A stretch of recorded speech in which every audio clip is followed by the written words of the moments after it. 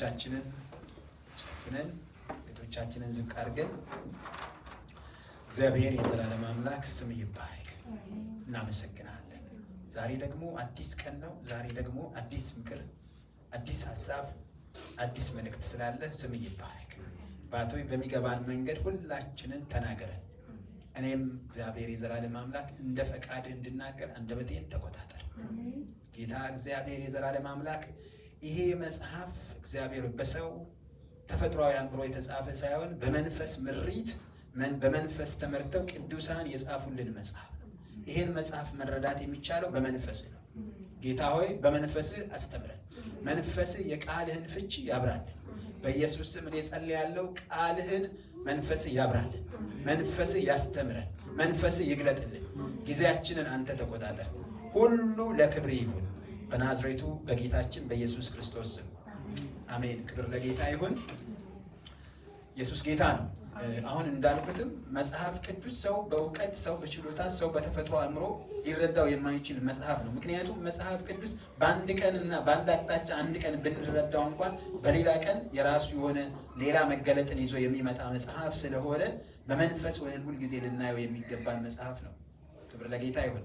ሐሳቡን እንኳን ለማገናኘት እግዚአብሔር ካረዳ እንዲሁም እንደ ማንኛውም መጽሐፍ አንዳንዴ ትርጉሙ ምን እንደሆነ ላይገባን ይችላል። ክብር ለጌታ ይሁን። ዛሬ ጌታ ቢፈቅድ እንግዲህ የምንማረው በእግዚአብሔር ቃል ዙሪያ ነው እና ምናልባት ይህንን ነገር በተለያየ መንገድ እና በተለያየ ስብከት ሰምተነው ሊሆን ይችላል።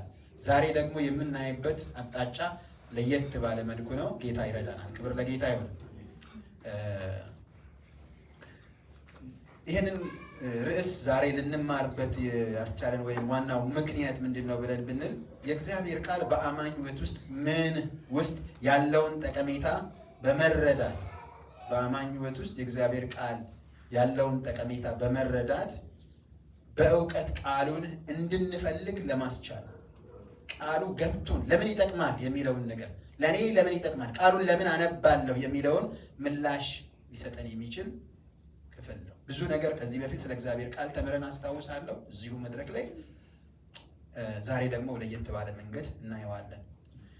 ርዕስ መስጠት ካስፈለገን የቃሉ ጠቀሜታ በአማኝ ሕይወት ውስጥ የቃሉ ጠቀሜታ በአማኝ ሕይወት ውስጥ በሚል መንገድ እናያለን። መዝሙረኛው በመዝሙር 119 ቁጥር 18 ላይ እንዲህ ይላል፣ ዓይኖቼን ክፈት ከሕግህም ተአምራትን አያለሁ ይላል። ዓይኖቼን ክፈት ከሕግህም ተአምራትን አያለሁ እና የቃልህን ትርጉም አብራልኝ ማለት ነው። ቃልህን ግለጥልኝ ማለት ነው። ይሄን መግቢያ አድርገን ነው የምንይዘው። የሚጀምረው ከቤተ ክርስቲያን አካሄድና ከእግዚአብሔር ኤክስፔክቴሽን እግዚአብሔር ከኛ ምን ይጠብቃል ወይም ደግሞ እግዚአብሔር ከቤተ ክርስቲያን ምን ይጠብቃል፣ ከቅዱሳን ምን ይጠብቃል ብለን ስንመለከት እግዚአብሔር ከቤተ ክርስቲያን የሚጠብቀው ዋናው ነገር በሰጠን ስራ ፍሬያማዎች እንድንሆን እግዚአብሔር ይፈልጋል። በተሰጠን ነገር ስንዘምር፣ ስናስተምር፣ ሌላም ነገር ስንዘራ እግዚአብሔር ስንመሰክር እግዚአብሔር በሰጠን ስራ ፍሬያማዎች እንድንሆን ይፈልጋል። ይህንን በደንብ አድርገን እናስብ። በዋነኝነት መጽሐፍ ቅዱስ ላይ የተጠቀሰው የቅዱሳን ሁሉ ስራ አንድ ነገር ነው። ማቴዎስ ወንጌል ምዕራፍ 28 ቁጥር 19 እና 20 ሁላችሁ እንድታዩ እፈልጋለሁ። ማቴዎስ ወንጌል ምዕራፍ 28 ቁጥር 19 እና 20 ይሄ የቅዱሳን ሁሉ ስራ ሆኖ እግዚአብሔር እንድናደርገው ያዘዘን ነገር ነው።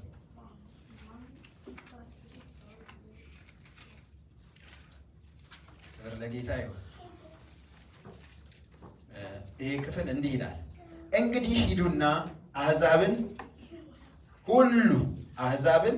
ሁሉ በአብ በወልድ በመንፈስ ቅዱስ ስም እያጠመቃችኋቸው ያዘዝኳችሁን ሁሉ እንዲጠብቁ እያስተማራችኋቸው ደቀ መዛሙርት አድርጓቸው።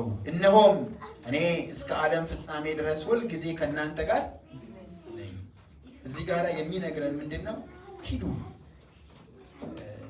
አሕዛብን ሁሉ በአብ በወልድ በመንፈስ ቅዱስ ስም እያጠመቃችሁ ደግሞ ያዘዝኳችሁን ያስተማርኳችሁን ትምህርት እንዲጠብቁ እያዘዛችሁ ደቀ መዛሙርት አድርጓቸው።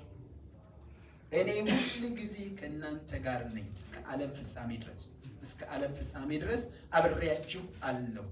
ቅዳሜ ወጥታችሁ ወንጌልን ለሰዎች ስትሰብኩ እኔ ከእናንተ ጋር ነኝ። አሕዛብን የማያምን ከእስራኤል ወገን ያልሆነ ሁሉ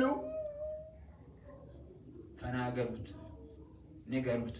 ሲያምን በአብ በወልድ በመንፈስ ቅዱስ አጥምቃችሁ ደግሞ ያዘዝኳችሁን ትምህርት አስተምራችሁ ደቀ መዝሙር አድርጉ።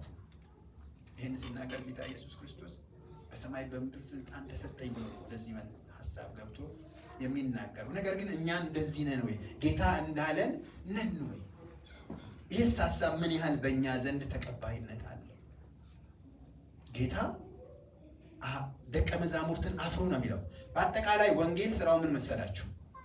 ኖ ይልና እግዚአብሔር ቤቱ አምጥቶ የሚያስፈልገንን ነገር አብልቶ አጠጥቶ ከዛ ምንድን ነው የሚለው? ሂዱ ነው የሚለው። ሰማችሁኝ? ኖ ይለን ይጠራንና አሳድጎን በሚያስፈልገን በእግዚአብሔር ቃል አሳድጎን ወደ ሙሉ ማንነት ስንደርስ ምን በሉ ነው የሚለው? ሂዱ ነው የሚለው። ክብር ለጌታ ይሁን። በሀገራችን አንድ አባባል አለ። ምንድን ነው? እየበሉ እየጠጡ ዝም የጋን ወንድም ይባላል። ሰምታችሁ ታውቃላችሁ? አዎ። ጋን ምን ያደርጋል መሰላችሁ? ጠጅም ሲጠመቅበት ዝም ነው፣ ጠላም ሲጠመቅበት ዝም ነው፣ ውሃም ሲሞላበት ዝም ነው፣ የትም አይሄድም። እና የትኛውም ነገር መጥቶለት ያው ነው። ልክ እንደዛው ምን አይነት ነገር አለ መሰላችሁ? በእግዚአብሔር ቤት ውስጥ እግዚአብሔር የሆነ ጊዜ ተመንጭቀን እንድንወጣ ይፈልጋል። ብድግ ብለን ወንጌል እንድንናገር፣ ሰዎች ወደ መዳን እንዲመጡ፣ ሰዎች ወደ ሕይወት እንዲመጡ፣ እኛ የቀመስነውን እንዲቀምሱ ወጥተን እንድንነግራቸው እግዚአብሔር በስራ ደረጃ ነው የሰጠን፣ በመርህ ደረጃ ነው የሰጠን። ግን ይህ ሲሆን ሁሌ እናያለን ወይ ስንል አይደለም። ይሄ ነገር ሲከናወን ወይም ደግሞ ሰዎች ራሳቸውን ለዚህ ነገር አሳልፈው ሲሰጡ አንመለከትም። ይህን በተመለከተ ጌታችን ኢየሱስ ክርስቶስ የተናገረው ነገር አለ። ሉቃስ ወንጌል ምዕራፍ 13 ላይ እንዲህ የሚለው ቃል አለ። ሉቃስ ወንጌል ምዕራፍ 13 ከቁጥር 6 እስከ 9 ያለውን አንድ ሰው እንዲያነብልኝ ጋብዛለሁ። ቀድሞ ያወጣ ሰው ያነብልኝ። ሉቃስ ወንጌል 13 ከ6 እስከ 9።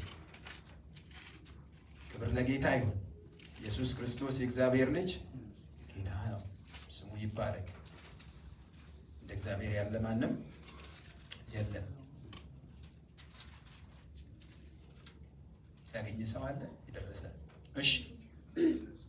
ይህንንም ምሳሌ አለ። ለአንድ ሰው በወይኑ አትክልት የተተከለች በለስ ነበረች። ፍሬውም ሊፈልግባት መጥቶ ምንም አላገኘም። የወይን አትክልት ሰራተኛውንም እነሆ ከዚች በለስ ፍሬ ሊፈልግ 3 ዓመት እየመጣው ምንም አላገኘውም፣ ቁረጣት፣ ስለምንም ደግሞ መሬቱንም ታጎሳቁላለች አለው። እርሱ ግን መልሶ ጌታ ሆይ ዙሪያውን እስኪትኮተኩት ፋንድያም እስኪፈስልት ድረስ በዚች ዓመት ደግሞ ተዋት፣ ወደፊትም ብትፈራ ደህናውንና ያለዚያ ግን ትቆርጣታለህ አለው። ክብር ለጌታ ይሁን። ኢየሱስ ጌታ ነው። እዚህ ጋራ ጌታችን ኢየሱስ ክርስቶስ እንደ ምሳሌ ነው የተናገረው ምሳሌ ምንድን ነው? የመሬቱና የእርሻው ባለቤት አንድ ነው። እንደገና ደግሞ የእርሻው ሰራተኛ ሌላ ነው። እና እዚህ ጋር ምን ይላል? እንዲህ ብሎ ምሳሌ ነገረ ነው የሚለው። ለአንድ ሰው በወይኑ አትክልት የተከለች በለስ ነበረችው። በወይኑ አትክልት ቦታ የተከለች በለስ ነበረችው። ፍሬም ሊፈልግባት መጥቶ ምንም አላገኘም። የምን አይነት ሰው ይል? ለአንድ ሰው የወይኑ አትክልት የተከለች በለስ ነበረችው። ይሄ ባለቤቱ ነው። እና ፍሬ ፈልጎባት ምን ይላል? መጣ ግን አላገኘም ይላል። የወይን አትክልት ሰራተኛውን ይላል። ምናልባት እንግዲህ ይሄንን ምንድነው የቀን ሰራተኛ ሊሆን ይችላል፣ ወይም ደግሞ ለሱ በኮሚሽን የሚሰራ ሰራተኛ መጥቶ ምን አለው? እነሆ ከዚች በለስ ፍሬ ፈልግ፣ የመሬቱ ባለቤት ፈልጌ 3 ዓመት እየመጣሁ ምንም አላገኘሁም፣ ቁረጣት፣ ስለምን ደግሞ መሬቱን ታጎሳቁላለች አለ። እና ምንም ፍሬ የለባትም፣ የሚጠቅም ነገር አልወጣም። ስለዚህ ለምን እቺ ነገር መሬቱን ታጎሳቁላለች? ምን አድርጋት አለው? ቁረጣት፣ አስወግዳት ነው ያለው። አስወግዳት፣ ምንም አጠቅመን ማለት ነው። እና እሱ ግን ሰራተኛው ምን አለ? ሰራተኛው ምን አለ? ጌታ ሆይ ዙሪያዋን እስክኮተኩትላትና ፋንድያም እስካፈስላት ድረስ በዚች ዓመት ደግሞ ተዋት፣ ምህረት አድርግላት። ምናልባት እስካሁን ድረስ አጥፍታለች፣ ከእንግዲህ ወዲህ ግን እንዳታጠፋ ወይም በሄደችበት መንገድ እንዳትሄድ የሚያስፈልጋትን ነገር አደርግላታለሁና አንድ ዕድል ስጣት ብሎ ይልና ወደፊትም ብታፈራ ደህና ነው፣ ያለዚያ ግን ትቆርጣታለህ አለው። ለኢየሱስ እና ከዚች በለስ የበርሻው ባለቤት ምን ይጠብቃል? ፍሬያማ እንድትሆን ይጠብቃል። ነገር ግን 3 ጊዜ መጣ አጣባት። ስለዚህ ምን አለ ለሰራተኛው? መጋቢዋ ነው፣ የእሷ መጋቢ ነው። የዚች በለስ መጋቢ ያዕቆብ ሰውዬ ነው። እና ምን አለው? በቃ መሬቱን ለምን ታቆሳቁላለች? ቁረጣትና አስወግዳታል። ሰራተኛው ግን ሲማልድ ታያላችሁ። እስቲ አንድ ድል ስጣት፣ እኔ ቀጥዬ ለሷ መሬቱን እኮተኩታለሁ እና ደግሞ የሚያስፈልጋትን ፍግ አደርግላታለሁ። ፋንድያ አደርግላትና አሁን ፍሬ ታፈራ ይሆናል። ስለዚህ ምን አደርግላት? 1 ዓመት እድል ስጣት። ለጌታ እስቲ እግዚአብሔር የሚጠብቅብንን ነገር አስቡ። እግዚአብሔር በሕይወት ቅድም እንዳልኳችሁ ምንድነው እኛ ለአንዳንድ ሰዎች ወጥተን ሰዎችን ወደ መዳን ወደ እግዚአብሔር መንግስት እንዲመጡ እግዚአብሔር ስራ የሰጠን ሰዎች እና ስንቶቻችን እየሰራ ነው? እየመሰከርን ነው ወይ? በመስሪያ ቤት ቢሆን በመንገድ ላይ ቢሆን ስለ ክርስቶስ አዳኝነት እየመሰከርን ነው ወይ? አንድ ዕድል እግዚአብሔር ሰጥቶናል አለን በሕይወት እና የተሰጠን ዕድል ምንድን ነው? እስቲ ምናልባት ከምንሰማው ከእግዚአብሔር ቃል እንደ አዲስ እንደተኮተኮተ መሬት ወይም ደግሞ ፍግ እንደተደረገለት መሬት በሚቀጥለው ጊዜ የእግዚአብሔርን ነገር ለሰዎች ለመናገር መነሳት ይሁን። ክብር ለጌታ ይሁን። አንድ ለምሳሌ ሌላ ነገር ልንገራችሁ። አንድ ኤቲስት እና አንድ የእግዚአብሔር ሰው መኪና ውስጥ ተገናኙና ስለ ስራቸው ይነጋገሩ ጀመር። ኤቲስትና የእግዚአብሔር ሰው እና ስለ ስራቸው ሲነጋገሩ አንደኛው ኤቲስቱ እኔ እንዲህ አይነት ፕሮፌሽን ያለው፣ አንደኛው ደግሞ ወንጌላዊ ነውና እኔ ወንጌልን ነው የምሰብከው አለው። ምን እኔ አላምንም አለው ኤቲስቱ። አይ እንዲህ ብታምን ጥሩ ነው፣ በክርስቶስ ብታምን ሕይወት ይኖርሃል። ስለ አንተ ክርስቶስ ኢየሱስ በመስቀል ላይ ሞቶ ደሙን አፍስሶልህ አንተ የዘላለምን ሕይወት ወይም ደግሞ ለዘላለም እንዳትሞት እግዚአብሔር በእሳት እንዳትጣል ስራህን ሰርቶልሃል አለ። እኔ አላምንም፣ ስሙ አላምንም። ነገር ግን አለው የማመን ብሆን እንዳንተ አይደለም የምናገረው፣ በከተማው ላይ ሁሉ እያልኩ ነው የምናገረው። ይሄ እውነት ከሆነ ነው። እኔ ይህንን አልቀበልህም አለ። ግን እውነት ከሆነ አንተ የምታወራው ነገር እኔ እንደ እብድ ከተማ ውስጥ ወጥቼ ልናገር ይገባኛል። ይሄ ትልቅ ነገር ነውና ይሄን ትልቅ ነገር ነው። እዚህ ጋርም ጌታችን ኢየሱስ ክርስቶስ ስለዚች የበለስ ዛፍ እየተናገረ ያለው። ክብር ለጌታ ይሁን። ኢየሱስ የእግዚአብሔር ልጅ ጌታ ነው። ስለዚህ ለዚች ነገር አንድ እድል ይሰጣት ነው ያለው ገበሬው ወይም ደግሞ ሰራተኛው። ለምን አሁን አስፈላጊ ነገር ተጨማሪ ነገር የእግዚአብሔር ቃል አንሷትም እንደሆነ ጸሎትም አንሷት እንደሆነ ወይም ደግሞ ሌላ መንፈሳዊ እርዳታ አንሷትም ቢሆን አግዛታለሁና በሚቀጥለው አንተ ያሳይሃትን ነገር ትሰራለች። ስለዚህ አትገደል፣ አትነቀል፣ አትወገድ አሁን ነገር ግን ትኑር። ዛሬ መኖራችን የእግዚአብሔር ምሕረት ነው። እግዚአብሔር አንድ እድል ሰጥቶናል። ስለዚህ በተሰጠን እድል በእግዚአብሔር ቤት እግዚአብሔር የሚጠብቅብንን ነገር እናድርግ። ክብር ለጌታ ይሁን። ኢየሱስ ጌታ ነው እና የእግዚአብሔር ቃል አንዱና ዋነኛው ለቅዱሳን ሕይወት ግብአት ምንድን ነው? የእግዚአብሔር ቃል ነው። ብዙ ግብአቶች አሉ። በዋነኝነት ግን የቅዱሳንን ሕይወት በመለወጥ አቅም ያለው ከባህሪው የተነሳ የእግዚአብሔር ቃል ከባህሪው የተነሳ ቅዱሳንን የመለወጥ ጉልበት ያለው ነገር ቢኖር የእግዚአብሔር ቃል ነው። ክብር ለጌታ ይሁን። ሆሴዕ መጽሐፍ ላይ ምዕራፍ 4 ቁጥር 6 ላይ ሲናገር ሕዝቤ እውቀት ከማጣቱ የተነሳ ጠፍቷል። እውቀት ከማጣቱ ምን አይነት እውቀት? የእግዚአብሔር እውቀት፣ ፈሪሃ እግዚአብሔር፣ በእግዚአብሔር መመራትን ከማጣቱ የተነሳ ጠፍቷል ብሎ ይናገራል። ኢየሱስ ጌታ ነው። ስሙ ለዘላለም ይባረክ። ስለዚህ በህይወታችን ውስጥ ለውጥ ሊያመጣ የሚችል ነገር ምን አለ ብለን ስንል ወይም ደግሞ ይህንን እግዚአብሔር የሰጠንን እድል እንድንጠቀም የሚያግዘን ነገር ምንድን ነው ካልን የእግዚአብሔር ቃል።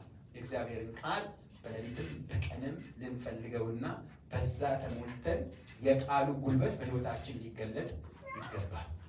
ክብር ለኢየሱስ ይሁን።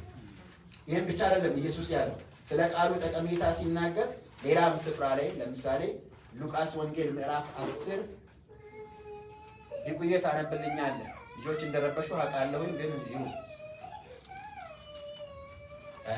ሉቃስ 10 ከቁጥር 38 እስከ 42 ያለውን ታነብልኛለህ። እዚህ ክፍል ላይ ወገኖች ምንድን ነው መሰላችሁ የሆነው ነገር በዋነኝነት ጌታችን ኢየሱስ ክርስቶስ ወደ አንድ ቤተሰብ መጣና በገባ ጊዜ እዛ ቤተሰብ ውስጥ አንደኛዋ ከእንግዶቹ ከተቀባዮቹ አንደኛዋ ጌታ ኢየሱስ ክርስቶስን ቀርባ የጌታን ነገር ትሰማ ነበር። አንደኛዋ ደግሞ እሱን ለማስተናገድ እንደ ሀገሯና እንደ ባህሏ ምን ታደርግ ነበር? ምግብ፣ ቡና ምናምን ትለግሳለች። በከባድ ፍጥነት ማርታ የምትባል ሰው ነች። በጣም ታስተናግዳለች ኢየሱስን እና በኋላ ከባበዳት ማዕት ነገር ጥላለች። እንደዚህ ሀገር ኤሌክትሪክ ነገር አለ መሰለኝ በዛን ጊዜ ማዕት ነገር ጥላለች እና ለምን ጌታ መምህር ወይ ጌታ ሆይ እችን ሰው እንድታግዘኝ ብትነግራት። የጌታ መልስ ግን እንደሷ ሀሳብ አልነበረ። ክብር ለጌታ ይቁያሉ። አሁን ጌታ ስማረው ያለው ሉቃስ ወንጌል ምዕራፍ 10 ከቁጥር 38 ጀምሮ ሲሄዱ እርሱም ወደ አንዲት መንደር ገባ።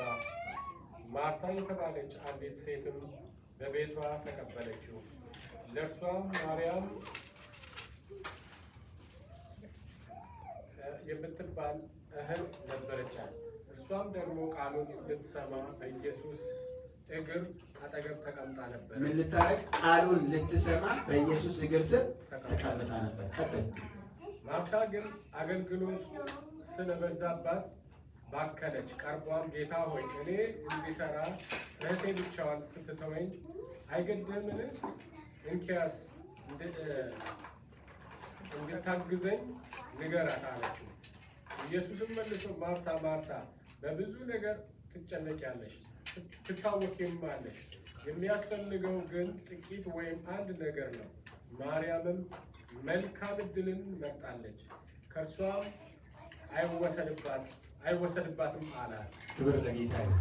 ተመልከቱ እዚህ ጋራ አሁን ጠብቃ የነበረው ማርታ ጠብቃ የነበረው ነገር በቃ ልክ ነሽ፣ እውነትሽን ነው፣ በሂጂ አንቺ ማርያም አግዣት ነገር ነበር የተጠበቀው። ግን ኢየሱስ እንደዛ ተመልከቱ ብሎ አብረና ያነበበው ክፍል። ሲሄዱም እርሱ ወደ አንዲት መንደር ገባ። ማርታ የተባለችም አንድ ሴትም በቤቷ ተቀበለችው። ለእርሷም ማርያም የምትባል እህት ነበረቻት። እርሷም ያቺ ማርያም ማለት ነው። ማርያም ደግሞ ቃሉን ልትሰማ በኢየሱስ እግር ስር ተቀምጣ ነበረች። ማርታ ግን አገልግሎት ስለበዛባት ባከነች። ቀርባም ጌታ ሆይ እኔ እንድሰራ እህቴ ብቻዬን ስትተወኝ አይገድህምን? እንኪያስ እንድታግዘኝ ንገራት አለችው። ኢየሱስም መልሶ ማርታ ማርታ በብዙ ነገር ትጨነቂያለሽ፣ ትታወኪማለሽ። የሚያስፈልገው ግን ጥቂት ወይም አንድ ነገር ነው። ማርያም መልካም ዕድልን መርጣለች። እላይ ምን እያለች ነው ማለት? ቃሉን ልትሰማ በኢየሱስ እግር አጠገብ ተቀምጣ ነበር። በዛ ተቀምጣ ነበር። ምን አላት? መልካምን ዕድል መርጣለች፣ ከእርሷም አይወሰድባትም። ቃሉን መፈለግ፣ ቃሉ ወዳለበት መቅረብ መልካም ዕድል እንደሆነ ጌታችን ኢየሱስ ክርስቶስ ራሱ ከሁኔታዎች ጋር አወዳድሮ ያለው ምንድን ነው? ይሄኛው ነው የሚበልጠው፣ የሚሻለውን መርጣለች። ቃሉ ይበልጣል፣ ቃሉ ይሻላል። ቃሉ ከሚበላውና ከሚጠጣው ለስጋ ከሚሆነው ከሚያልፈው የምድር ነገር ቃሉ ይበልጣል። ስለዚህ እሷ ምን አድርጋለች? መልካምን ነገር መርጣለች ብሎ ይነግራል። ወደ ጌታ ይሁን። እዚህ ጋር ተመልከቱ። ኢየሱስ እዛኛው ጋራ ፍሬ የማያፈራ ይወገድ እያለ ነው ያለው። እዚህ ጋር ደግሞ ቃሉ ዋና ምርጫ ነው እያለ ነው ያለው። ወደ ኢየሱስ ይሁን። ቃሉን እንዲህ ሊያስወድደን ወይም ሊያስመርጠን የሚችለው ነገር ምንድን ነው?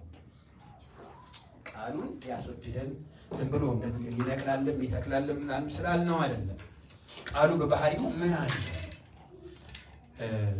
ዕብራውያን መጽሐፍ ምዕራፍ 4 ከቁጥር 12 እስከ 13 ያለውን ስንመለከት ዕብራውያን መጽሐፍ ምዕራፍ 4 ወይ ዕብራውያን መልእክት ምዕራፍ 4 ከቁጥር 12 እስከ 13 ያለውን ስንመለከት የእግዚአብሔር ቃል ሕያው ነው ይላል፣ የሚሰራም ነው፣ ሁለትም አፍ ካለው ሰይፍ ይልቅ የተሳለ ነው ይልና እዛ ላይ ሲናገር መንፈስንና ነፍስን ጅማትንና ቅልጥምን እስኪለይ ድረስ ይወጋል። የእግዚአብሔር ቃል ሕያው ነው ደግሞ የሚሰራ ነው። መንፈስንና ነፍስን ጅማትንና ቅልጥምን እስኪለይ ድረስ ይወጋል፣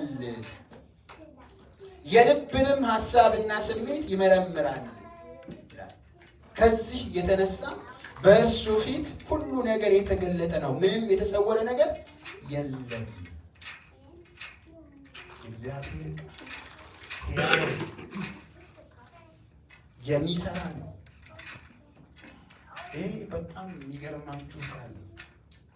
ሕያው ነው ሲል ልክ እንደ አምላክ እንደ እግዚአብሔር የራሱ ሕያው የሆነ አምላክ የላከው ቃል የእግዚአብሔር ባህሪ አለው። ሕያው ነው ቃሉ ሕያው ነው ሲል ዘላለማዊ ነው። በፊትም ይሰራል፣ ዛሬም ይሰራል፣ ወደፊትም ይሰራል።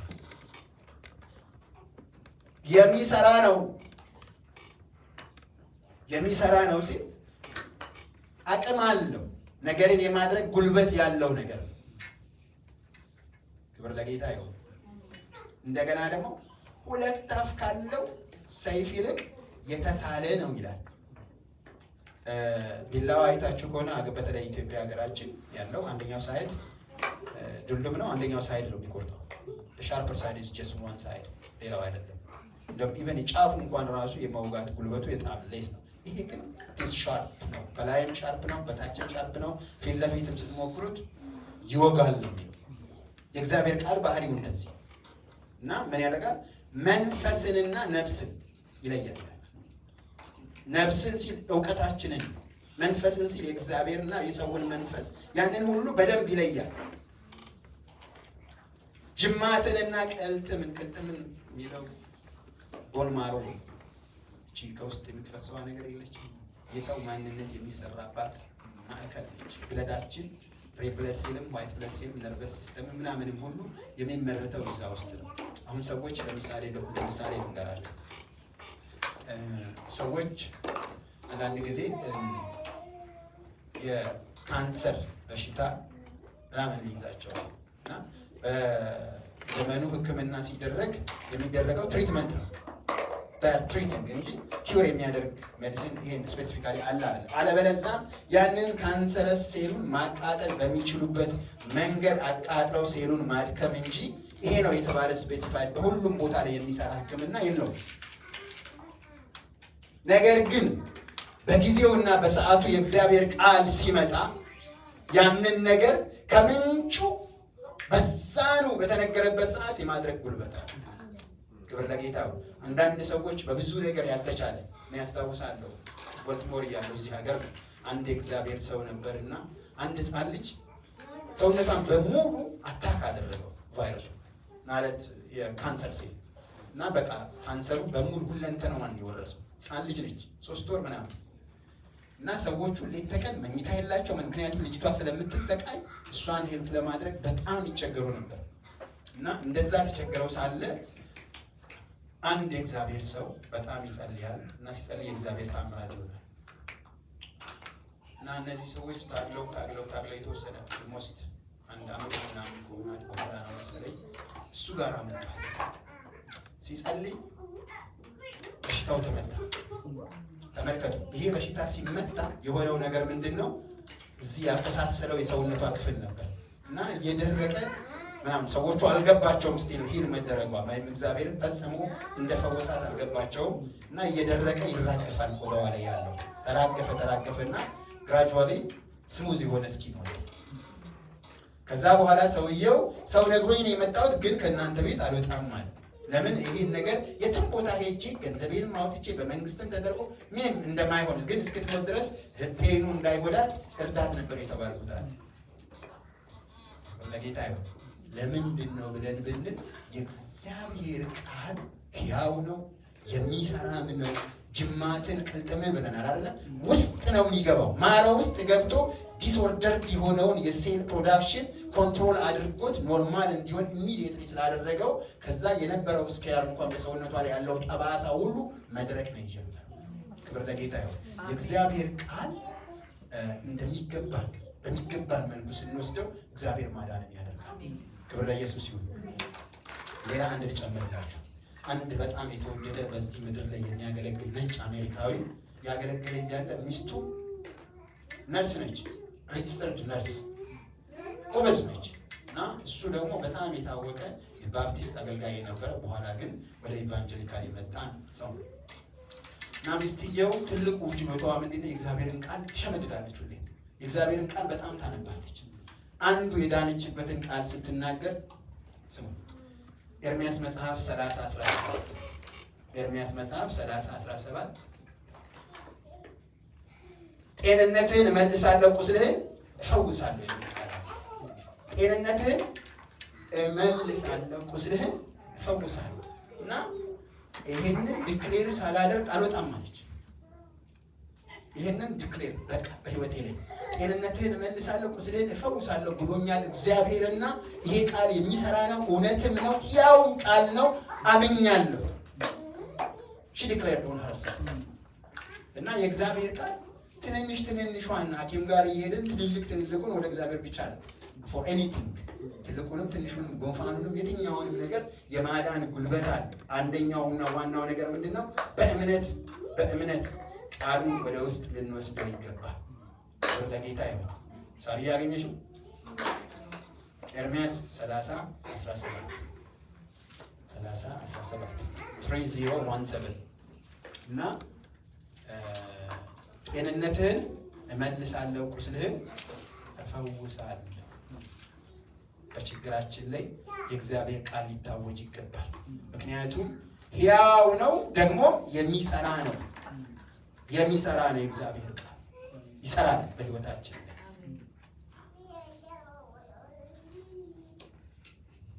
እናንተም አምላካችሁን እግዚአብሔርን ታመልካላችሁ፣ እሱም እህል ውኃችሁን ይባርካል፣ በሽታን ከመካከላችሁ ያርቃል። እኔ ፈዋሽህ አምላክህ እግዚአብሔር ነኝ። ዘጸአት 15:26 ላይ ያለ ቃል። እኔ ፈዋሽህ አምላክህ እግዚአብሔር ነኝ። እኔ ፈዋሽህ በሽታህን ከአንተ የማርቅ አምላክህ እግዚአብሔር ነኝ። ለበሽታ ስማ። ማነህ የተባልከው ሐኪም የጠራ ስም ያለ በሽታ አምላኬ፣ እሱ የሚፈውስ አምላክ፣ ቃሉ የሚሰራ ቃል። ጌታችን ኢየሱስ ክርስቶስ እሱ በእግዚአብሔር መልክ ሲኖር ሳለ ከእግዚአብሔር ጋር መተካከልን እንደመቀማት አልቆጠረም። በምስሉም እንደ ሰው የባሪያንም መልክ ይዞ ለሞት ያውም ለመስቀል ሞት እንኳን የታዘዘ ሆነ። ስለዚህም እግዚአብሔር ያለ ልክ ከፍ አደረገው፣ ከስም ሁሉ በላይ የሆነውን ስም ሰጠው። በሰማይ በምድር ከምድርም በታች ያለው ሁሉ በክርስቶስ ኢየሱስ ስም ይንበረከክ ዘንድ ምላስ ሁሉ ለእግዚአብሔር አብ ክብር ኢየሱስ ክርስቶስ ጌታ ነው ይል ዘንድ ይላል። ይሄ ፊልጵስዩስ 2:5 ጀምሮ እስከ 12 ያለ ቃል እና እዛ ላይ የተናገረው ነገር ምንድን ነው? ከስም ሁሉ በላይ የሆነውን ስም ሰጠው። በሉት ካንሰር በሉት፣ ጉንፋን በሉት፣ የትም በሉት ስም ካለው ነገር ሁሉ በላይ የሆነውን ስም ሰጠው። ለዚህ ስም ጉልበት፣ አለቅነት፣ ስልጣናት ሁሉ ይንበረከካል። ክብር ለኢየሱስ ይሁን። ኢየሱስ ክርስቶስ ጌታ ነው። ደግሞም ኤፌሶን መጽሐፍ ላይ ምዕራፍ 1 ቁጥር 18 እና 19 ላይ ሲናገር ምን ይለዋል? አሁን ባለው ዓለም ብቻ ሳይሆን ሊመጣ ባለው ዓለም ከሚጠራው ስም ሁሉ በላይ የሆነውን ስም ሰጠው። አሁን ባለው ዓለም አይደለም፣ ሊመጣ ባለው በሚሻለው ዓለም ውስጥ ከሚጠራው ስም ሁሉ በላይ የሆነውን ስም ሰጠው። ስለዚህ የክርስቶስ ኢየሱስ ስም ከስሞች ሁሉ በላይ ነው። ስሞች ደግሞ ለዚህ ስም ይንበረከካሉ ይላል። ክብር ለኢየሱስ ይሁን። አንተ ኤክስ በሽታ በጌታ በኢየሱስ ስም ለቀህ ሂድ ነው የሚባለው። መጽሐፉ ምን ይለናል መሰላችሁ? ያመኑትንም እነዚህ ምልክቶች ይከተሏቸዋል፣ በስሜ አጋንንትን ያወጣል ይላል። ክብር ለኢየሱስ ይሁን። አለ እኮ መዓት የሚፈታተንን ነገር አለ። አንዳንዴ ደግሞ እያወቅነው የሆነ ነገር ይይዘንና መናገር አንችልም። ዛሬ ውስጣችን እንዲነሳሳ ነው። የእግዚአብሔር ቃል በህይወታችን የሚሰራ ቃል ባህሪውን የሚገልጽልን ይሄ ክፍል የሚሰራ ነው። ሕያው ነው። ቃሉን ለምሳሌ ገሬ ተነስቶ በሳራ ላይ በጌታ በኢየሱስ ስም አንተ ጉንፋን ወይም የምታስነጥሳት ነገር ተነቅለህ ሂድ፣ እግዚአብሔር እንዲህ ብሏል አትችልም ሲለው ቃሉ ይገባል እና ያ ቃል ይሰራል። እና ደቂቃ ሰዓት ምናልባት ፈልጎ ይሆን ይችላል እንጂ ከጊዜ በኋላ አይችልም መቀመጥ። ምክንያቱም ሁሉ ነገር ለእግዚአብሔር ቃል ይገዛል። እንደገና ደግሞ የኢየሱስ ክርስቶስ ስም ከስም ሁሉ በላይ ኢየሱስ ጌታ ነው። ክብር ለአምላካችን ይሁን። እንደ እግዚአብሔር ያለ ማንም የለም። እና ያንን የዕብራውያን ክፍል ያለውን ላነበው ከመጽሐፍ ቅዱስ ላይ ያለው ዕብራውያን መጽሐፍ 4:12 እስከ 13 ያለው የእግዚአብሔር ቃል ሕያው ነው የሚሰራም ሁለትም አፍ ካለው ሰይፍ ይልቅ የተሳለ ነው፣ ነፍስን መንፈስን ጅማትን ቅልጥምን እስኪለይ ድረስ ይወጋል፣ የልብንም ስሜትና ሐሳብ ይመረምራል። እኛን በሚቆጣጠር በእርሱ ዓይኖች ፊት ሁሉ ነገር የተራቆተና የተጋለጠ ነው እንጂ በእርሱ ፊት የተሰወረ ፍጥረት የለም። ክብር ለጌታ ይሁን። የልብን ስሜትና ሐሳብ ይመረምራል ይላል። አንድ ነገር ልንገራችሁ። በደንብ ስሙ፣ አድምጡ። አንዳንድ ሰዎች ውስጣቸው በተለያየ ነገር ይጎዳና ለሰው ቢናገሩትም ምንም ቢያደርጉት የሚወጣ ነገር አለ። ራስ በጣም ዲፕሬስድ ሊሆኑ ይችላሉ። something like that እና ሐኪም ቤት ሄደው ግን ለዛ የሚሆን ነገር የለም። ምናልባት ካውንስል ሊያረጓቸው ይችሉ ይሆናል፣ ምናምን ሊያረጓቸው ይችላል። እና እንዲህ አይነት በነፍስ ውስጥ ያለን የተሰወረ ጉዳት በውስጣችን ያለውን ለመናገር እንኳን ያልቻልነውን እኛን ዲፕሬስ አድርጎ የያዘንን ነገር ማዳን የሚችለው የእግዚአብሔር ቃል። ዲፕሬሽን ማለት ኪኒን ትውጣለህ። ምናልባት ባለህበት ሁኔታ ልትቆይ ትችላለህ።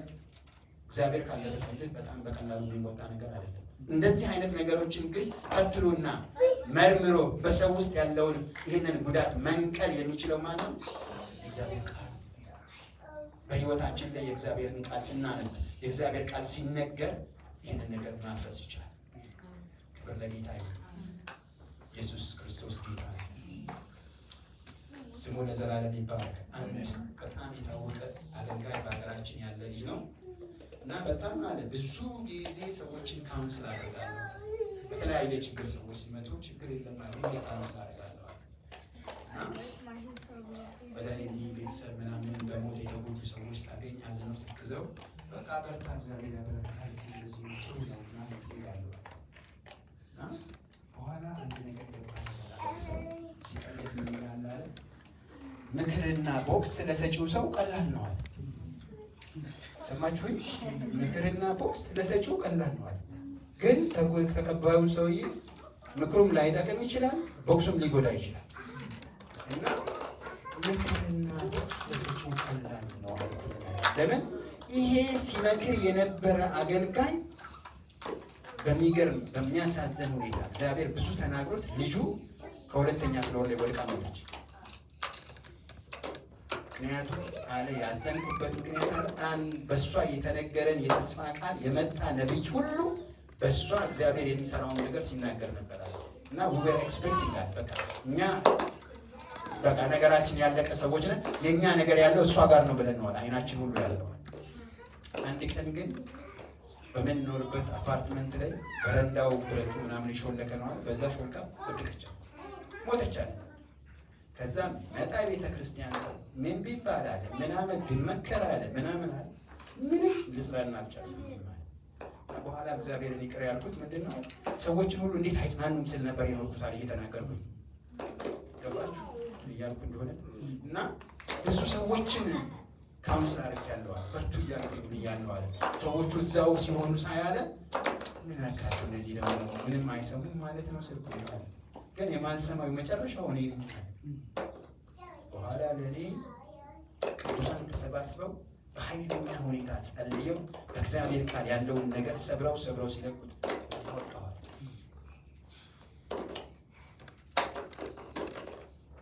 በርታ፣ ምንም አይደል፣ ሁሉም ቤት ይደርሳል፣ ይሄ ፈውስ አይደለም፣ ማጽናናትም አይደለም። የእግዚአብሔር ቃል ግን በውስጣችን ያለውን ነገር ሲነቅለው ነፃነት ነው። ክብር ለጌታ ነው። ኢየሱስ ጌታ ነው። ስሙ ለዘላለም ይባረክ። ስለዚህ ነው ምንድነው ያልኳችሁ በሰው በስሜትና በመንፈስ ውስጥ ያለውን ነገር ወይም ደግሞ በሰው ልብ ውስጥ በሰው ሐሳብ ውስጥ በስሜት ውስጥ ያለውን ነገር መርምሮ ሊያድን የሚችለው ምንድነው? የእግዚአብሔር ቃል ነው። ይህንን ነው የዕብራውያን መጽሐፍ 4:12 እየነገረን ያለው። ኢየሱስ ጌታ ነው። ስሙ ለዘላለም ይባረክ። እና ይህንን እስቲ ተንተን አድርጌ ላውራውና ወደሚቀጥለው ክፍል እንሄዳለን። ያው ቃሉ ሕያው ነው ስንል ምን ማለታችን ነው? የእግዚአብሔር ቃል መለኮታዊ ነው። በቀጣይነትም ደግሞ ባለማቆም የሚሰራ ሕይወትን የመስጠት አቅም ያለው የእግዚአብሔር ድምፅ ወይም ቃል ነው። ለዚህ ምክንያቱ ምንጭ የዘላለም አምላክ ወይም ሕያው የሆነ ጌታ ስለሆነ ነው። ክብር ለጌታ ይሁን። ለመጽሐፍ የምትፈልጉ ሰዎች ትንሽ ችላይ ስለሆነ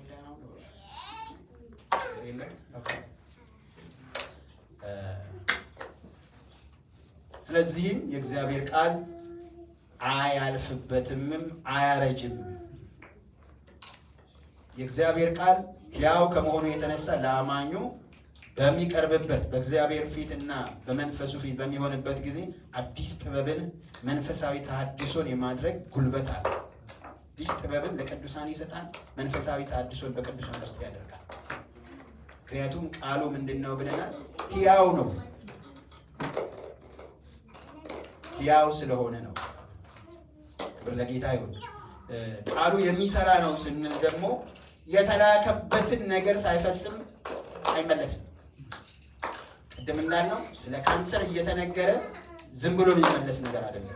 አንሌስ የሆነ ችግር በሰውየው ላይ ከሌለ በስተቀር የእግዚአብሔር ቃል በእውነት በሁኔታው ላይ በሚነገርበት ጊዜ የተባለውን ነገር ሳይፈጽም በከንቱ ወደ ራሱ አይመለስም።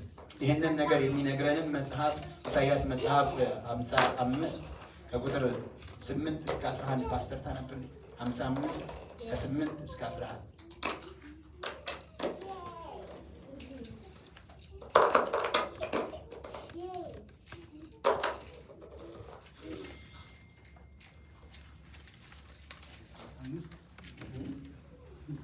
ከ8 እስከ 11 ሐሳቤ እንደ ሐሳባችሁ መንገዳችሁ እንደ መንገዴ አይደለም ይላል እግዚአብሔር። ሰማይ ከምድር ከፍ እንደሚል እንዲሁ መንገዳችሁ ከመንገዴ ሐሳቤ ከሐሳባችሁ ከፍ ያለ ነው። ዝናብና በረዶ ከሰማይ እንደሚወርድ ምድርን እንደሚያረካት በበቅነት አፈራም ዘንድ እንደሚያደርጋት እንጂ ዘርን እንደሚዘራ እንጀራን እንደሚሰጥ እንጂ ወደ ሰማይ እንደማይመለስ ካፌ የሚወጣ ቃሌ እንዲሁ ነው ይሆናል። ምሻን ያደርጋል የላኩትን ይፈጽማል እንጂ ወደ እኔ በከንቱ አይመለስም። አሜን።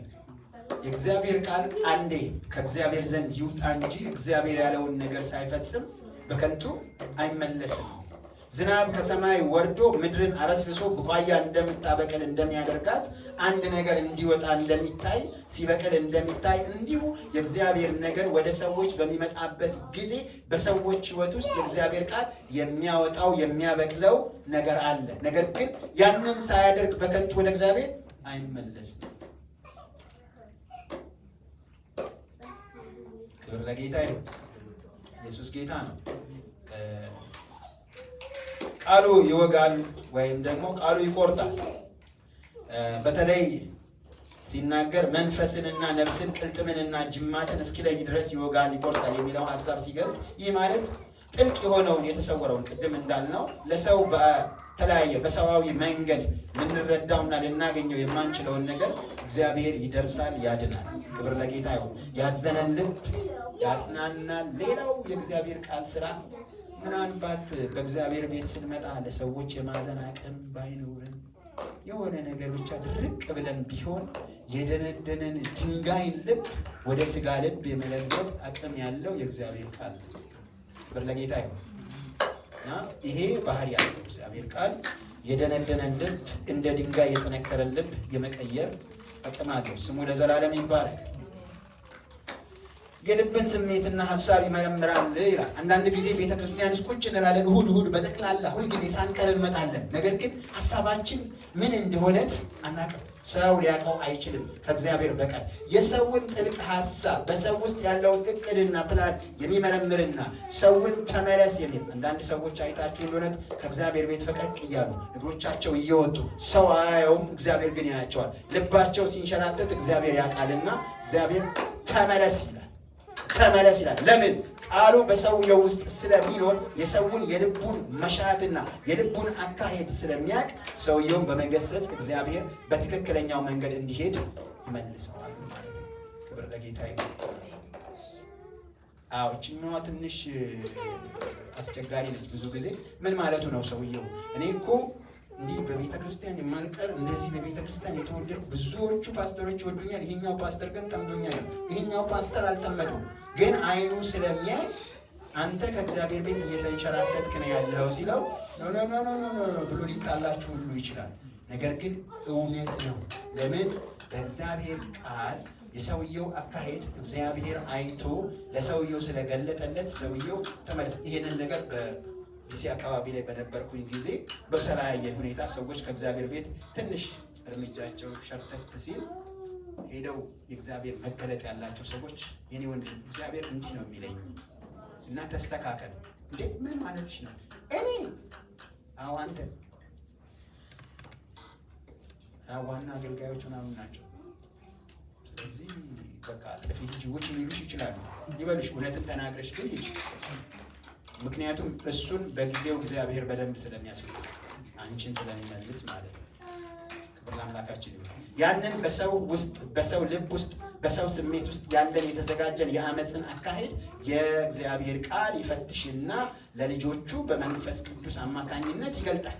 በተገለጠ ጊዜ ሰዎች ያንን ነገር ላይቀበሉ ይችላሉ። ነገር ግን የተባለው ቃል እውነት ነው። ክብር ለጌታ ይሁን እና የእግዚአብሔር ቃል የሰውን ሀሳብ እና ስሜትን ፈትሾ የመግለጥ ባህሪ አለው። አንዳንድ ሰዎች ሲደክሙ ይንበረከኩና በእግዚአብሔር ፊት ጌታ ሆይ እርዳኝ ሲሉ ይሄ ነው ድካምህ፣ ለዚህ ይሄንን አድርግና ተመለስ ይለዋል። ንስሐ በመግባት ባለበት ነገር ላይ ይገባና ተመልሶ በትክክለኛው መንገድ መሄድ ይችላል። ስለዚህ የእግዚአብሔር ቃል በውስጣችን ገብቶ ስሜትንና ሀሳብን ፈትሾ በትክክለኛው መንገድ ለእግዚአብሔር ተለይተን እንድንኖር ይረዳናል። ይሄ የእግዚአብሔር ቃል ባህሪ ነው። ክብር ለጌታ ይሁን። ስለዚህ ቃሉን ከመስማት አንሽሽ። ቃሉን ከመስማት አንሽሽ። እኛ እንኳን ባይገባን እሱ ገብቶ በእኛ ውስጥ መስራት ይችላል። ሕግህን ከመስማት ጆሮውን የሚመልስ ጸሎቱ ጸያፍ ነው ይላል። በእግዚአብሔር ዘንድ ተቀባይነት የለውም። ሕጉን ከመስማት ጆሮውን የሚመልስ የእግዚአብሔርን ነገር መስማት የማይፈልግ በእግዚአብሔር ቤት መጥቶ ቢጸልይ እግዚአብሔር የእሱን ጸሎት ለመስማት ፈቃደኛ አይደለም። ክብር ለኢየሱስ ይሁን። ኢየሱስ ጌታ ነው። ስሙ ለዘላለም ይባረክ እና ይህንን ስለ እግዚአብሔር ቃል ሰይፍነት ስንመለከት ብዙ ቦታ ላይ የእግዚአብሔር ቃል ይናገረዋል። ምናልባት ከዚህ በፊት ስናገር ሰምታችሁ ከሆነ መዝሙር 149 ላይ መዝሙር 149 ቁጥር 5 ጀምሮ የሚናገረው ነገር አለ። ቅዱሳን በክብር ይመካሉ ይላል፣ በምንጣፎቻቸውም ላይ ሐሴትን ያደርጋሉ። የእግዚአብሔር ምስጋና በጉሮሯቸው ነው፣ ሁለት አፍ ያለው ሰይፍ በእጆቻቸው ናቸው። ተመልከቱ፣ የእግዚአብሔር ምስጋና በጉሮሯቸው። አንዳንድ ጊዜ ሰዎች ሲያመሰግኑ ከሰዎች ውስጥ አጋንንት ይወጣሉ። እዚህ ሲዘመር ከሰው ላይ አጋንንት ይወጣል። የማይጮህ አይነት ቢሆንም ለቆ የሚሄድ አይነት አለ። እንድታውቁ ይሄን የእግዚአብሔር ምስጋና በጉሮሯቸው ነው፣ ሁለት አፍ ያለውም ሰይፍ በእጆቻቸው ነው ይልና በአሕዛብ ላይ በቀልን በሰዎች መካከልም ቅጣትን ያደርጉ ዘንድ ንጉሶቻቸውን በሰንሰለት አለቆቻቸውን በእግር ብረት ያስሩ ዘንድ የተጻፈውንም ፍርድ ያደርጉባቸው ዘንድ ይህቺ ለቅዱሳን ሁሉ ክብር ናት ይላል። ክብር ለኢየሱስ ይሁን። ኢየሱስ ጌታ ነው። ሁለት አፍ ያለው ሰይፍ በምንድን ነው? በእጃቸው። የእግዚአብሔር ቃል ሙላት አላቸው። ስለዚህ በአሕዛብ ላይ በሰዎች ላይ በነገስታቶቻቸው ላይ በቀልን የማድረግ አቅም አላቸው። መናፍስቱን የማሰር ጉልበት አላቸው። መናፍስትን የማስወጣት አቅም አላቸው እያለ ክብር ለጌታ። የእግዚአብሔር ቃል ሙላት በሕይወታችን ይህንን ይሰራል። ምክንያቱም ቃሉ ምንድን ነው ብለናል? ሁለት አፍ ካለው ሰይፍ ይልቅ የተሳለ ነውና። ኢየሱስ ጌታ ነው። ክብር ለኢየሱስ ይሁን። ሌላው ኤፌሶን 6:17 ላይ ስትመለከቱ የመዳን ራስ ቁር የመንፈስን ሰይፍ ያም የእግዚአብሔር ቃል ነው ይላል። የመዳን ራስ ቁር የመንፈስ ሰይፍ ያም የእግዚአብሔር ቃል ነው እና መጥፎ በሚገለጥበት ጊዜ ያንን ምን አድርጉት ይላል? አንሱ። የመዳን ራስ ቁር የመንፈስ ሰይፍ በክፉ ጊዜ ነገርን ሁሉ አልፋችሁ መቆም እንድትችሉ ይህንን አንሱ። ክብር ለኢየሱስ ይሁን። የመንፈስን ሰይፍ አንሱ፣ ይህም የእግዚአብሔር ቃል ነው የሚለው። በደንብ አድርጉ። ይህም የእግዚአብሔር ቃል ነው። ኢየሱስ ጌታ ነው። አንድ ነገር ሊጨምርላችሁና እንደምንሆን እንሆናለን። ኢየሱስ ጌታ ነው። ክብር ለጌታ ይሁን። ራእይ መጽሐፍ ላይ ልውሰዳችሁ። ራእይ መጽሐፍ ምዕራፍ 19 ላይ ልውሰዳችሁ።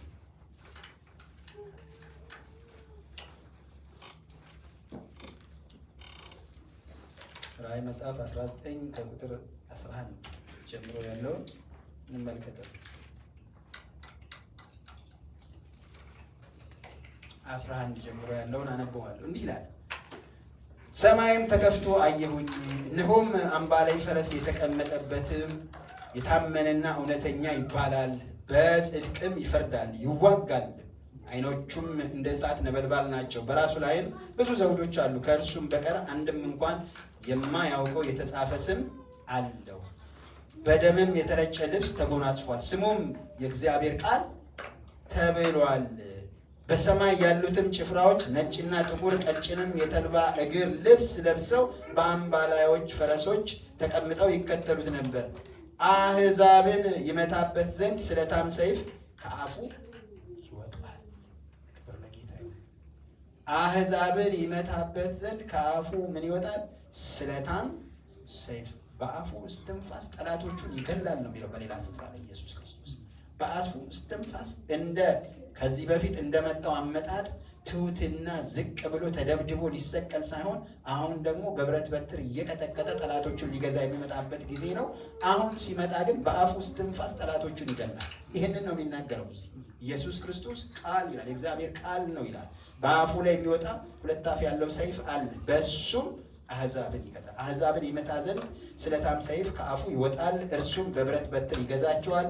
እርሱም ሁሉን የሚገዛ የእግዚአብሔርን የብርቱ ቁጣውን ወይን መጥመቂያ ይረግጣል። ክብር ለጌታ ይሁን። ኢየሱስ የእግዚአብሔር ልጅ ጌታ ነው። ስለዚህ የእግዚአብሔር ቃል በሕይወታችን ብዙ ጠቀሜታ ስላለው በተገኘው አጋጣሚ ሁሉ ልንሰማ ልናነበው የተገባ ነው ማለት ነው። ክብር ለኢየሱስ ይሁን። ቃሉ አስፈላጊ ነው። ቃሉ ቀዳሚ ነው። ክብር ለጌታ ይሁን። ሌሎች ጠቀሜታዎች አሉት። ክብር ለጌታ ይሁን። ኢየሱስ ጌታ ነው። አይነው ዛሬ የነበረው ጉዳይ ምን እንደሆነ ገብቶኛል። ኢየሱስ ጌታ ነው። እግዚአብሔር ስም የተባረከ ይሁን። የእግዚአብሔር ቃል ሌላ ጠቀሜታውን አሁን ሌሎች ጠቀሜታዎችን ስንመለከት አሁን ያየነው ጌታ እንዴት አስፈላጊ እንደሆነ ተናግሮናል። እንደገና በባህሪ አኳያ የእግዚአብሔር ቃል ባህሪው ምንድን ነው ብለን አይተናል እና ጠቀሜታዎቹን በዝርዝር ስንመለከት የእግዚአብሔር ቃል አንዱ ከሚጠቅመን ነገር ፈውስ አለው፣ ይፈውሳል። ቅድም ሌላ ምሳሌ ስናነሳ ያነሳናቸው አሉ፣ ግን በፈዋሽነቱ በጣም ይታወቃል። መጽሐፍ ቅዱስ ሲናገር ምን ይላል? ቃሉን ላከ ፈወሳቸው፣ ከመከራቸው አዳናቸው ይላል። ይሄ ቃል በቃል የተጻፈው መዝሙር 107 ቁጥር 20 ላይ ነው። ቃሉን ላከ ፈወሳቸው፣ ከመከራቸው አዳናቸው። ቃሉን ላከ፣ ቃሉን ላከ፣ ቃል ላከ ነው የሚለው። ክብር ለጌታ ይሁን። ማቴዎስ ወንጌል 8:8 ላይ ስትመጡ አንድ የመቶ አለቃ ኢየሱስን ያገኝና መጥቶ ልጄ በእንዲህ አይነት መከራ በሚያበላ በሽታ ይታመማል፣ እባክህን ፈውስልኛል። ተመልከቱ፣ በደንብ ስሙኝ እንጂ ፈውስልኝ ሲለው ኢየሱስ እሺ እንሂድና ልፈውሰው ልጅህን ባለበት አለ ብሎ ሲለው ኖ ኖ ኖ ኖ አለ። አታለቀው ምንድነው አለ? ቃል ብቻ ተናገር። አንተ በቤቴ ጣሪያ ልትገባ አይገባህም። ቃል ብቻ ተናገር፣ ልጄን ይፈውሳል። ኢየሱስም ቃልን ተናገረ፣ ልጁ ተፈወሰ። ክብር ለጌታ ይሁን። ይሄ ሰውዬ የተነሳበት መነሻውን ምንድነው ብለን ስንል የህግ ብዙዎቹ የብሉይ ኪዳን ሰዎች ህጉን ያውቃሉ እና ቃሉን ላከፈወሳቸው ስለነበረ ቢናገር ልጄ ይድናል ብሎ ነው ያመነው እና ኢየሱስም ቃልን ተናገረ። የዚህም የመቶ አለቃ ልጅ ተፈወሰለት። የእግዚአብሔር ቃል ተመልከቱ። እዚህ ጋራ ስላለ የሆነ ሰውዬ በርቀት በጌታ በኢየሱስም አንተ ሰውዬ እንደዚህ ሁን ይሰራል። ርቀት ሌላ ከተማ ያለ እኔ ኢትዮጵያ ላሉ ሰዎች ከዲሲ ጸልይ ነበር። ከዚህ ሰዎች እየነገሩ ሰዎቹን ሆስፒታል ውስጥ ሆነው ከዚህ እንጸልያለን እግዚአብሔር ይፈውሳል።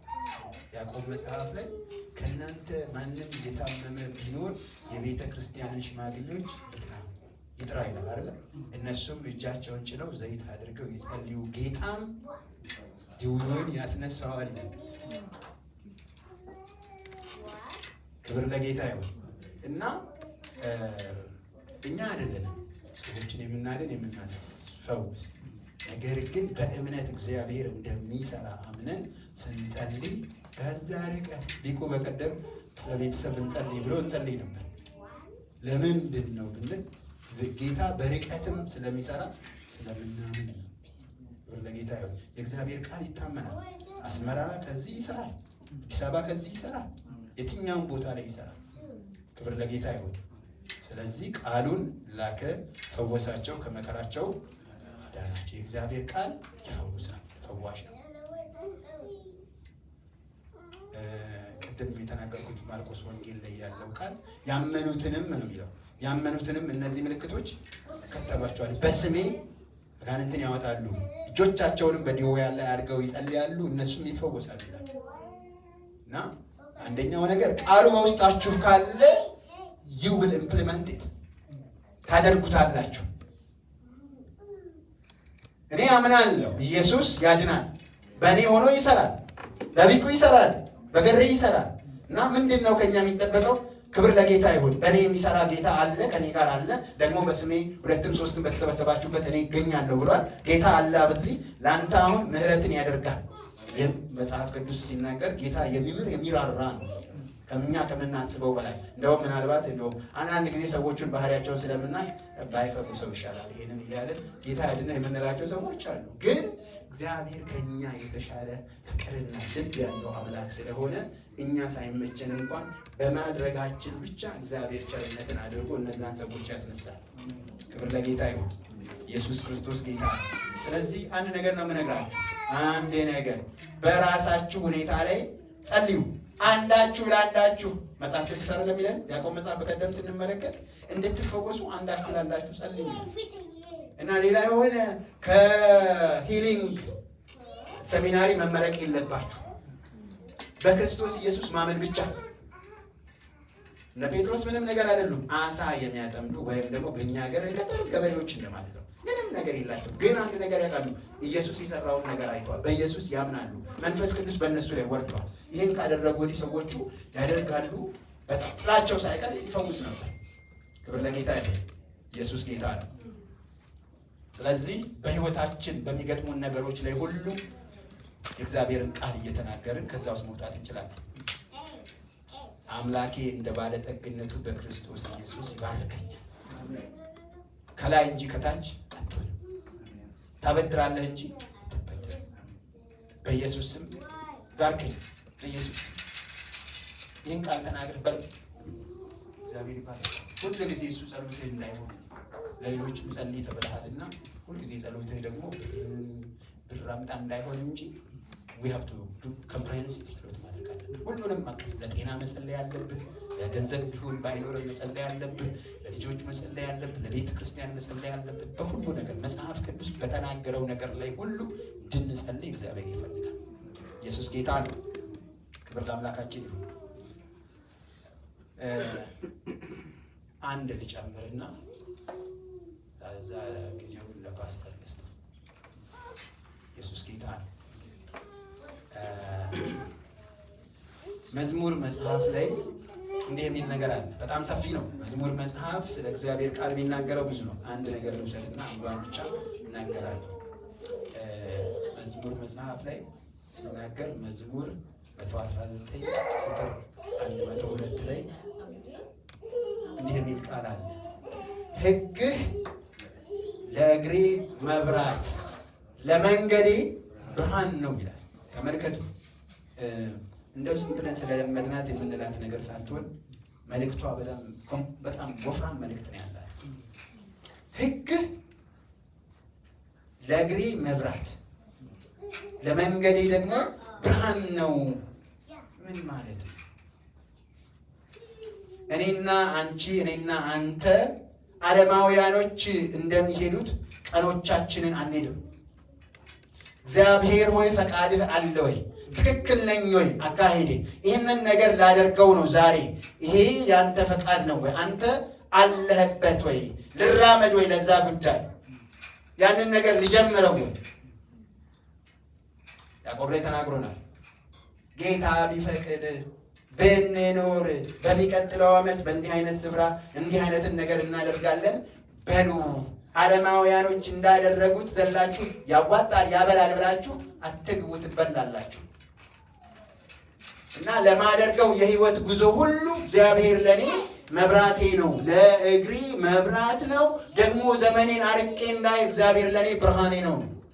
ዘመኔን ለምሳሌ የዛሬ 5 ዓመት ገሬ ልጆችን ኮሌጅ አስገባለሁና ለዛ የሚያስፈልገኝን ፋይናንስ አደርጋለሁ ብሎ ሲጸልይ ጌታ ሆይ እንዴት ላድርግ ሲል አይ ልጅህ አገልጋይ ነው የምትሆነው፣ አንተን ተከትላ ትሄዳለች። ረጋ ይላል። ለጌታ ይሁን። ስለዚህ በእግዚአብሔር ብርሃን ስንሄድ ነገራችን ሁሉ ኪሳራ አይኖረው። በሰው አካሄድ የሆኑ የጎረቤት ሰዎች የሆነ ነገር ሲያደርጉ አይተን ብንገባ እኛና እነሱ በአንድ መንግስት አይደለንም። የኛ መንግስት ላይ የዘላለም ሕይወት ሰማያዊ መንፈሳዊ ትክክለኛዊ ነው እና እዚህ ሰማያዊውን አይተን ብንሄድ ግን ለኛ ያ አይደለም። ምክንያቱም አንደኛ ያኛው መንግስት እኛን አታክ ሊያደርገን ይችላል፣ ሊበቀለን ይፈልጋል፣ መንገዳችንን አይቶ ጥቃት ሊያደርግ ይችላል። ስለዚህ ያ እንዳይሆን እኛ ምን ማድረግ አለብን ማለት ነው? የሰማዩን ምሪት በየዕለቱ ለዕለቱ እንደገና ደግሞ ርቀት ባለውም ነገር አስቀድመን ለእግዚአብሔር ልንነግረው ይገባል። ይሄ ሲሆን ሕግህ ለእግሬ ለምሳሌ ምናልባት ገጠር ውስጥ አይታችሁ ከሆነ ሲጨልም መራመድ በጣም ያስቸግራል።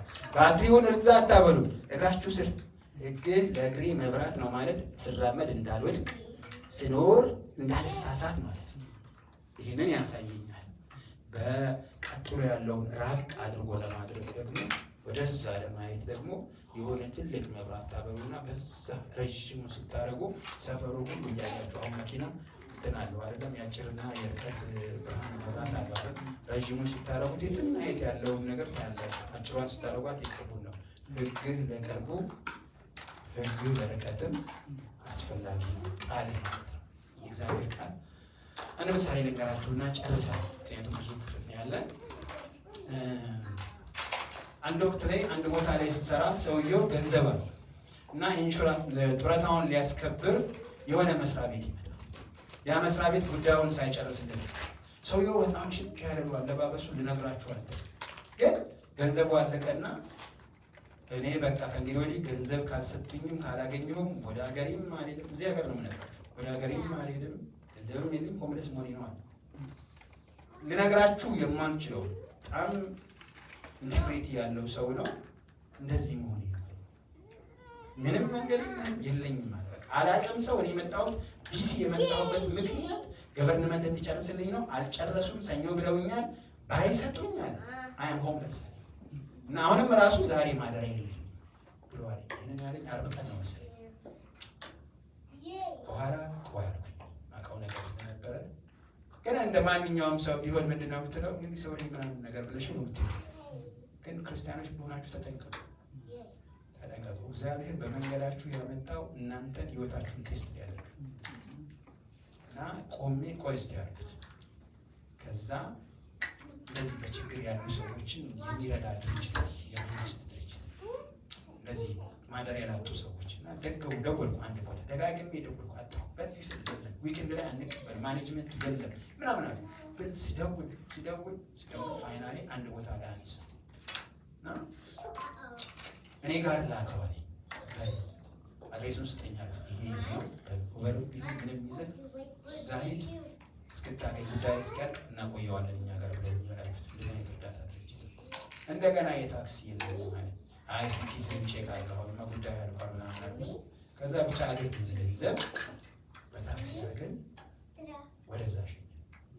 ምን ልላችሁ ፈልጌ ነው ይህን ስላችሁ እኛ ስናስብም ስንናገርም እንደ እግዚአብሔር ቃል እንጂ ሰውየው ልክ እኮ ያ በእንትን መንገድ ላይ ሲሄደው ድርዮች የደበደቡት ሰውዬ የለም የወደቀ እና ልክ እንደዛ ሌዊውም አለፈው ይላል፣ ካህኑም አለፈው፣ ሳምራዊው ግን አዘነለት። እኛ ከማያዝምን ከማይረዱት እንዳንሆን ልንጠነቀቅ ይገባል። ምክንያቱም ምንድን ነው የእግዚአብሔር ቃል ለድሃ ቸርነትን የሚያደርግ ለእግዚአብሔር ያበድራል አይደለም? ለድሃ ቸርነትን የሚያደርግ ለእግዚአብሔር ያበድራል። ይሄ ቃል ውስጥ ካለ ይህን ሰው ያዘለው ፖስቲንግ የሚመጣው አንተ ጋር ነው። የምትችለውን ነገር ታደርጋለህ እና ምንድን ነው ማድረግ ያለብኝ ሚቲንግ ነው ያሉት። ምክንያቱም ብዙ ነገሮችን ገፋ ስለነበረ I was trying to avoid him ነው I said no ቆይስ ይሄ ሰውዬ እንደዚህ ቢሆን እስቲ ልሞክርልህ ጠብቀኝ አልኩት እና እንደዚህ ነው እንዳልኳችሁ በጣም እስከዛ ሰዓት ድረስ አለባበሱ ሁሉ የሚገርም ነው። ከዛ ሄደ አገኘ እሱ ጋር ቆየ። ከዛ በኋላ እንግዲህ ያው ነገሮች ስለተሳኩ መሰለኝ ጠፋ። ምክንያቱም ከዛ መስሎ ባይኖረው እንኳን ሰውየው ይቀበለዋል፣ ሴንተሩ ይቀበለዋል ያኛው። ክብር ለጌታ ይሁን። ስለዚህ አንዳንዶችን ነገሮች ስናይ እንደ እግዚአብሔር ሰው ዕለት ዕለት እኛን ያኖረናል በትክክል እንድንሄድ። እግዚአብሔር ይህን ሰውዬ ወደ እኔ ያመጣው ነው ለእኔ የሚያውቀው ነገር የለም ይሄ ሀገርህ ነው ምናምን ብዬ ማለት ይችላል። ግን በቃ ጠላት ማቅረቡ ይዞታል መሰለኝ። ሰውየው ሌሎች ነገሮችን ማየት አልቻለም። እኔ ደወልኩለት፣ አነጋገርኩኝ፣ ፈቀዱ፣ የተገባ ክብር ለጌታ ይሁን። አሁንም በህይወታችን ሁሉ ብንችለውም ባንችለውም እንደ እግዚአብሔር ቃል ሁኔታዎችን ማየት አለብን። ክብር ለአምላካችን ይሁን። እግዚአብሔር አምላክ ይባረክ። ያለንን እዚህ ላይ እናቆምና በሚቀጥለው ሳምንት ከዚህ እንቀጥላለን። የሰማነውን እግዚአብሔር በልባችን ያሳድር። ኢየሱስ ጌታ ነው። ክብር ለጌታ ይሁን። ሳምንት ከሆነበት እንቀጥላለን። አይ ሆፕ አስታውሳችኋለሁ። ብዙ ፖይንት ለማስታወስ ሞክራለሁ። ከዛም ያለበት ቦታ ይዘን ወደፊት እንሄዳለን። የረዳን እግዚአብሔር ይባረክ። እስቲ እናመስግን አንድ ላይ አንገቶቻችንን ዝቅ አድርገን። እግዚአብሔር የዘላለም አምላክ ስምህ ይባረክ። ተመስገን። አንተ ቸር ነህ። አንተን ለምትፈልግ ነፍስ ከመልካምነት ታጠግባለህና እግዚአብሔር ሆይ ዛሬ ደግሞ በቃልህ ስለመከርከን እናመሰግናለን። ቃልህ በሕይወታችን ያለውን መልካም ነገር እንድናስተውል እንድናይ ወደ ቃልህ እንድንቀርብ ስለመከርከን ስምህ ይባረክ። አንተ በምክርህ ግሩም አምላክ ተመስገን፣ ተባረክ። ስለሰማነው ነገር ሁሉ እናመሰግናለን። የሰማነው ቃል በውስጣችን ይደር። የሰማነው ቃል በውስጣችን ይስራ። የሰማነው ቃል በውስጣችን ፍሬን ያፍራ። እግዚአብሔር ሆይ ለቃሚው የታሰረ ይሁን፣ ሌባው የታሰረ ይሁን። በኢየሱስ ስም ሌባ ይታሰር። ሌባ የእግዚአብሔርን ነገር ከውስጣችን የሚለቅም ሌባ በኢየሱስ ስም ይታሰር። ስለሰማነው ነገር ሁሉ እናመሰግናለን። ሁሉ ለክብር ይሁን በጌታችን በኢየሱስ ክርስቶስ ስም።